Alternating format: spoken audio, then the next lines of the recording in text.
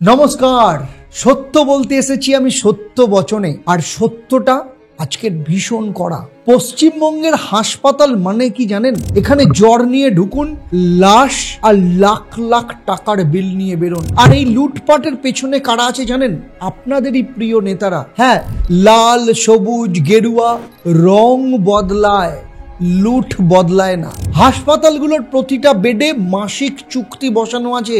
MLA MP party office pandal সবার একদম ঠিকঠাক দাম কাটা রয়েছে একদম। আর এই মাসোয়ারা যায় আপনার আমার মেডিকেল বিলের ভেতর দিয়ে।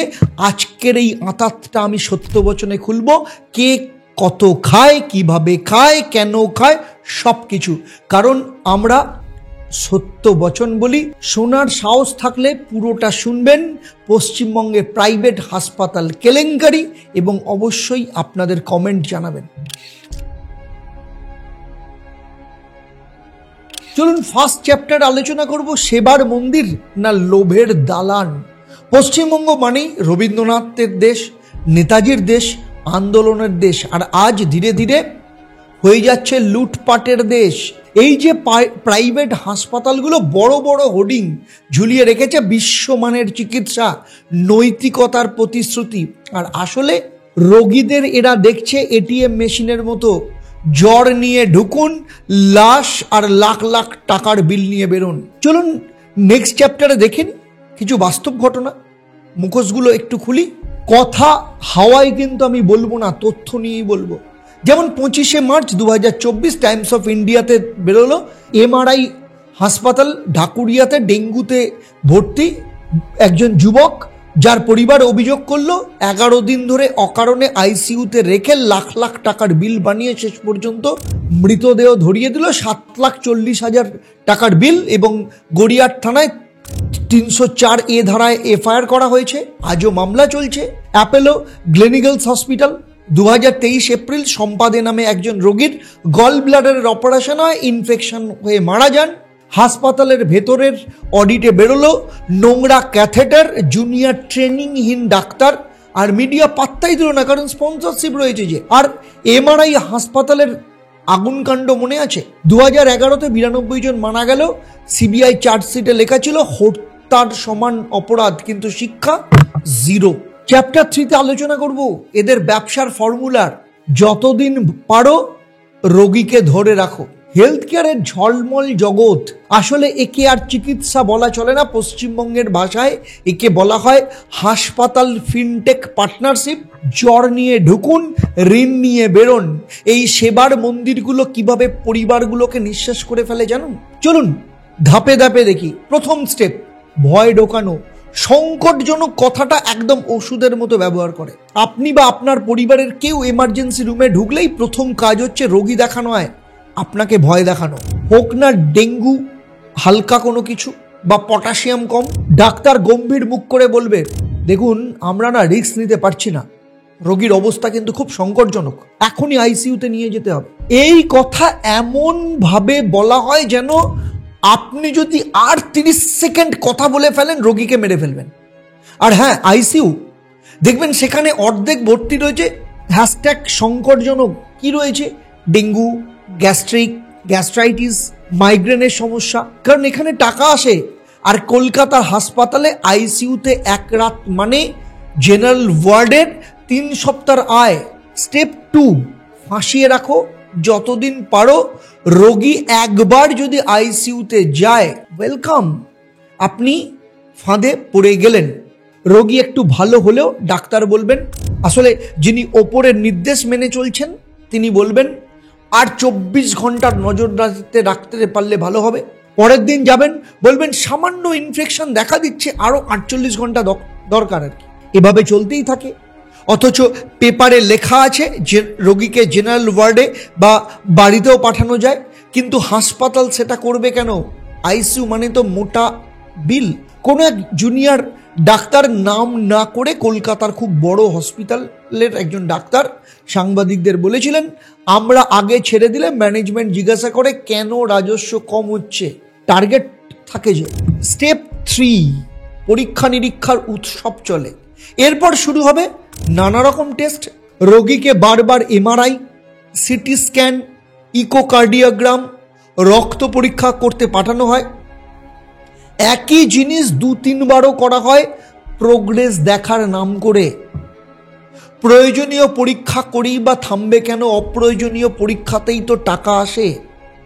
আর পরিবারের লোকেরা তো ডাক্তারের কথার মানে বোঝে না, তাই চুপচাপ রাজি হয়ে যায়। সেন্টিমেন্টে গ্যামাক্সিন দেওয়ার একটা কাজ চলে যায়। 2023 সালে আরটিআইতে বেরিয়েছে যে প্রাইভেট হসপিটালগুলোতে 75% এমআরআই এর কোনো নথিভুক্ত নেই, ডেটাই নেই, কোনো কোথাও রেজিস্টার্ড করা নেই। কিন্তু কি আর করা যাবে, প্রতি এমআরআইতে যে 10 থেকে 15,000 টাকা আসে, তাতে মন্দই বা কি।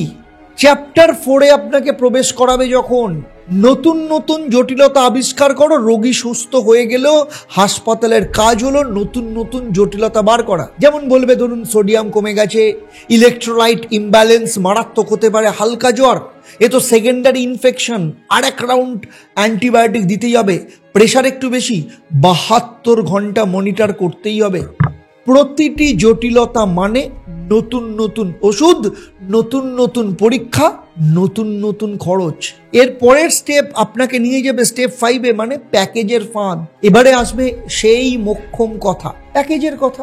আপনাকে বলবে স্যার এই 5 লাখ টাকার ক্রিটিক্যাল কেয়ার প্যাকেজ নিন, সব কভার হয়ে যাবে। শুনতে আপনার মনে হবে আপনি এতগুলো সেবা পাচ্ছেন, সস্তায় হবে। আসলে আলাদা আলাদা হিসেব করলে খরচা কিন্তু তার অর্ধেক হয়ে যেত। প্যাকেজে ঢুকিয়ে দেয় যত সব অপ্রয়োজনীয় জিনিসপত্র। স্টেপ 6, ইমোশনাল ব্ল্যাকমেল, আবেগ দিয়ে ব্ল্যাকমেল করে। কারণ যখন আপনার পিঠ আস্তে আস্তে দেওয়ালে ঠেকছে, পয়সা দিতে দিতে দিতে দিতে প্রায় নিঃস্ব হয়ে যাচ্ছেন, রোগীকে সেইভাবে রিকভার দেখতে পাচ্ছেন না করছে, আপনি যখন প্রশ্ন করতে শুরু করেন আমরা কি অন্য হাসপাতালে নিয়ে যেতে পারি, বা একটু ভাবছেন সুস্থ হয়ে গেছে বাড়ি নিয়ে যেতে পারি, তখন শুরু হবে ভয় দেখানো। এখন সরালে খুব রিস্ক। বারাসতের এক পরিবারের একটি মেয়ে বলে, বাবাকে এগেনস্ট মেডিকেল অ্যাডভাইস ছাড়িয়ে নিতে চেয়েছিলাম।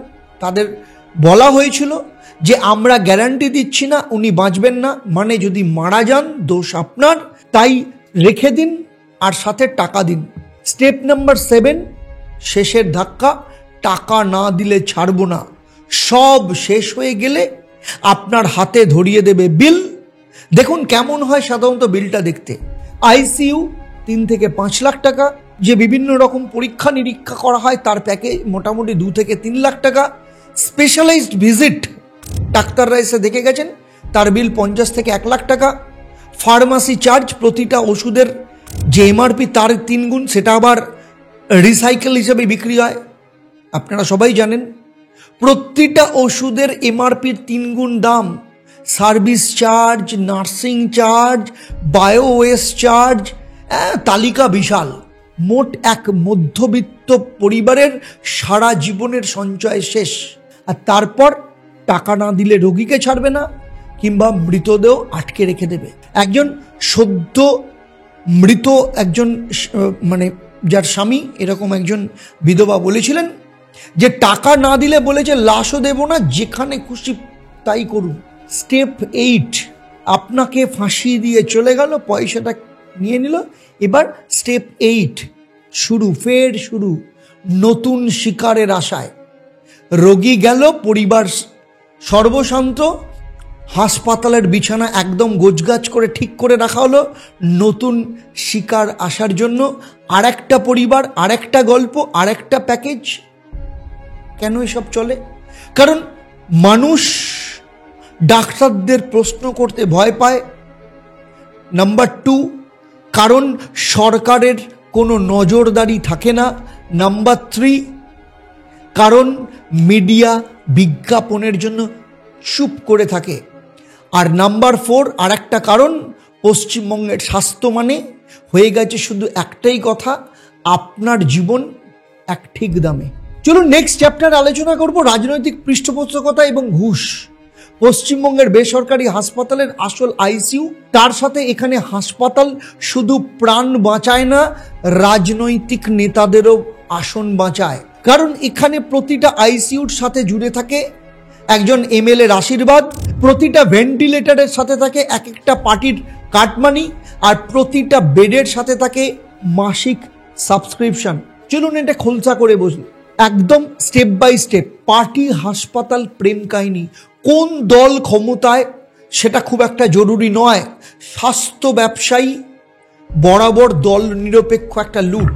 সিপিএম এর আমলেই ভাবুন, সল্টলেকের সব থেকে বড় হাসপাতালের মাসে নাকি 10 থেকে 15 লাখ টাকা দিতে হতো স্থানীয় কমিটি LCS-কে, আর বিনিময়ে নার্সদের কম মাইনে হোক, ফায়ার সেফটির বালাই নেই, আর রোগী মারা গেলে রেকর্ড রাখার কোনো গ্যাঞ্জাম নেই। তারপর 2011 তৃণমূল এলো, হাসপাতালগুলো কি আর পিছিয়ে থাকে? এনভেলপের রং লাল থেকে সবুজ হয়ে গেল, টাকা লোক সব সেই এক, স্লোগানটা খালি বদলে গেল। আর এখন বিজেপি জেলায় জেলায় মাথা তুলছে, হাসপাতালগুলো চুপি চুপি বিজেপি নেতাদের কালচারাল ট্রাস্টে দান করছে, এমনকি বিজেপির হেলথ ক্যাম্পও স্পন্সর করছে একদম CSR এর নামে। যেন বলছে সরকার বদলালে বদলাবে, কিন্তু আমাদের মাসোয়ারা যাবে না। মাসিক চুক্তির মেনুগুলো কিরকম জানেন? ঠিক কতটা দেন হাসপাতালগুলো শুনুন। রীতিমতো প্যাকেজ করা থাকে 5 থেকে 10 লাখ টাকা মাসে শাসক দলের জেলা এবং লোকাল অফিসে, বিনিময়ে চুপচাপ থাকা, বিল নিয়ে বাড়াবাড়ি না করা। 2-3 লাখ টাকা মাসে ফায়ার অ্যান্ড মিউনিসিপ্যাল ইন্সপেক্টরদের জন্য, যাতে বন্ধ দরজা আর ভুয়ো সার্টিফিকেট কেউ যেন না দেখে। 1 থেকে 2 লাখ টাকা মাসে যায় লোকাল থানায়, যাতে মৃত রোগীর পরিবার FIR আদালত পর্যন্ত না যায়। আর পুজোর সময় স্পেশাল বোনাস, প্যান্ডেলে হোক কিংবা পার্টির মিছিলে হোক, আর রোগীর বিলেই লেখা থাকে কিন্তু সার্ভিস চার্জ। এটা কিন্তু কোনো গোপন ব্যাপার নয়, এটাই ব্যবসা সবার সঙ্গে। হ্যাঁ, সবার সঙ্গে। কারণ কেউ চিরকাল ক্ষমতায় থাকে না, কিন্তু হাসপাতাল তাকে প্রতিটা সরকারের সাথেই বাঁচতে হয়। তাই লাল, সবুজ, গেরুয়া সবাইকেই খুশি রাখতে হয়। বাংলার স্বাস্থ্য মানে অধিকার নয়, স্বাস্থ্য মানে রাজনীতির র্যাকেট। আর আপনার ভাঙা সঞ্চয় দিয়ে এই অশুভ আঁতাতকে বাঁচিয়ে রাখে। তাই পরের বার কোনো পার্টি অফিসে উন্নয়ন উৎসব দেখলে, কিংবা কোনো পুজোর প্যান্ডেলে হাসপাতালের ব্যানার ঝুলতে লাগলে, বা কোনো নেতা ICUর রিবন কাটলে, মনে রাখবেন ওই রিবন কাটা হয়েছে, ওই অ্যাডটা দেওয়া হয়েছে, কিংবা কোনো টিভি চ্যানেলে হসপিটালের অ্যাড চলছে আপনার ভয়ের দামে। আর ওই যে ফুলমালাগুলো দিয়ে যে বরণ করা হচ্ছে, সেই ফুলমালা এসছে আপনার কান্নার দামে। আর ওই সার্ভিস কিনে নেওয়া হয়েছে আপনার নীরবতার দাম দিয়ে। নেক্সট চ্যাপ্টারে আলোচনা করব কেন সবাই দক্ষিণ ভারতে দৌড়োয়। প্রশ্ন করুন সবাই ভেলোর, হায়দ্রাবাদ, ব্যাঙ্গালোরে কেন ছুটছে? কারণ এ রাজ্যে কেউ আর ভরসা করে না। আর এই কথাটা আমি বলছি না, ওয়েস্ট বেঙ্গল হেলথ মিনিস্ট্রির রিপোর্ট 2023 অনুসারে বলা হচ্ছে 22,000 রোগী 1 বছরে শুধু ভেলোর গেছে। সোজা কথা, ওখানে মানুষকে টাকার মেশিন ভাবে না। চলুন চ্যাপ্টার 5-এ আলোচনা করব আরেক স্তম্ভ, চতুর্থ পিলার, মিডিয়া কোথায়? আরে তারা তো বিজ্ঞাপনের দাস। আমাদের মিডিয়া স্পন্সরের ভিড়ে চুপ। সেটা মেন স্ট্রিম মিডিয়া হোক, ABP আনন্দ হোক, G24 ঘন্টা হোক, টাইমস অফ ইন্ডিয়া হোক, এদের পৃষ্ঠা ভর্তি থাকে খবর। টিভিতে সবসময় ভর্তি থাকে, দেখবেন খবরের মাঝে মাঝে চলে হাসপাতালের বিজ্ঞাপন। আর যখন অভিযোগ ওঠে, খবরের কাগজ দেখবেন 8 পৃষ্ঠা ছোট্ট একটা কলম, তার পাশেই দেখবেন সেই হাসপাতালেরই ফুল পেজ বিজ্ঞাপন। চলুন নেক্সট চ্যাপ্টার আলোচনা করি, যে ডাক্তার না ব্যবসায়ী। দেখুন, সব ডাক্তার খারাপ নয়, কিন্তু প্রাইভেট হাসপাতালের ভেতরেও ডাক্তারদের বলা হয় টার্গেট পূরণ করতে হবে। টেলিগ্রাফের এক প্রতিবেদনে কলকাতার একজন বড় হাসপাতালের একজন জুনিয়র ডাক্তার বলেছিলেন যে প্রত্যেকটা বিভাগকে সপ্তাহে 20 লাখ টাকা করে আয় করতে হবে, দিতে হবে তাদের টার্গেট। সেই জন্য রোগীকে অকারণে বেশি দিন রেখে দিতে হবে। এখন মুশকিলটা হচ্ছে মানুষের কষ্টের গল্প, আর এটা শোনাই এখন আসল কষ্টের, জানেন? কারণ 2023-এ রীনা দেবী, তার বর মারা গেলেন বারাসাতের এক প্রাইভেট হাসপাতাল। 1 লাখ টাকা না দিলে অক্সিজেন কেটে দেবে বলে হুমকি দেয়। উনি বলেন আমি ভিখারির মতো কাঁদলাম, তবুও তারা মানল না। FIR হয়েছে, কোনো গ্রেপ্তার নেই। অথবা 7 বছরের রনিকে 2022-এর মেডিকো সুপার স্পেশালিটি হসপিটালে অ্যাপেন্ডিক্স অপারেশনে মারা গেল, পরিবারকে 3 লাখ টাকার চেক দিয়ে একদম মুখ চুপ করিয়ে রাখা হলো। এখন প্রশ্নটা হচ্ছে কবে হবে এর শেষ? প্রশ্নটা কিন্তু অনেক বড়, কারণ এর কোনো শেষ নেই, কোনো উত্তর নেই, কারণ গোটা সিস্টেমটাই এমন। হাসপাতাল, মিডিয়া, সরকার সবাই একে অপরের হাতের মুঠোয়। 2022-এর West Bengal health regulatory commission এক হাসপাতালে ভুল চিকিৎসায় 25,000 টাকা জরিমানা করলো। 25,000 টাকা! ভাবুন, আপনার কাছ থেকে নিচ্ছে 5 লাখ 7 লাখ, কারোর কাছ থেকে 25 লাখ টাকা, সেখানে 25,000 টাকা জরিমানা। এ তো যে জরিমানা করেছে তারই ক্রেডিবিলিটি নিয়ে প্রশ্ন উঠে গেছে। তাহলে এখন কি করা উচিত? দেখুন, করা তো উচিত অনেক কিছুই, আমি পরপর লিস্ট দিয়ে যাব, কিন্তু করবেটাকে। যেমন ধরুন, স্বচ্ছ একটা অভিযোগের ব্যবস্থা চালু করা, ওয়েস্ট বেঙ্গল ক্লিনিক্যাল এস্টাবলিশমেন্ট অ্যাক্টকে আরও কঠোরভাবে কার্যকর করা, বারবার অভিযোগ প্রমাণিত হলে সেই হাসপাতালকে ব্ল্যাকলিস্ট করা, সব এফআইআর পাবলিক করা, আর সাজা কি হবে সেটাকে নিশ্চিত করা। আর সব থেকে বড় কথা, স্বাস্থ্যকে আর শুধু ব্যবসা হিসাবে না দেখা, কিন্তু বিড়ালের গলায় ঘণ্টাটা বাঁধবে কে? আর এটাই হলো বাংলার হাসপাতাল আর রাজনীতির আঁতাতের আসল সত্য। আপনার আমার রক্ত, চোখের জল দিয়ে বানানো হচ্ছে এই সব অনুষ্ঠান, পোস্টার, নেতা নেত্রীদের জন্মদিন, সবাই খাচ্ছে, কেক কাটছে, আর আমার আপনার সুযোগ, চুপ করে থাকার সুযোগ নিচ্ছে। আজ তাই আমি সত্য বচনে এই অপ্রিয় সত্যটাকেই তুলে ধরলাম। এখন আপনার পালা। এই নোংরা সিস্টেমের বিরুদ্ধে মুখ খুলবেন, নাকি চুপচাপ আরেকটা পরিবারকে নিঃস্ব হতে দেখবেন? কমেন্টে জানান আপনার মত কি, আপনার এক্সপিরিয়েন্স কি, এবং এর বিরুদ্ধে আন্দোলন গড়ে তুলুন। কারণ মানুষই পারে কিন্তু আন্দোলন করতে, এবং মানুষ যদি চায় যে কোনো সিস্টেমকে কিন্তু বদলে দিতে পারে।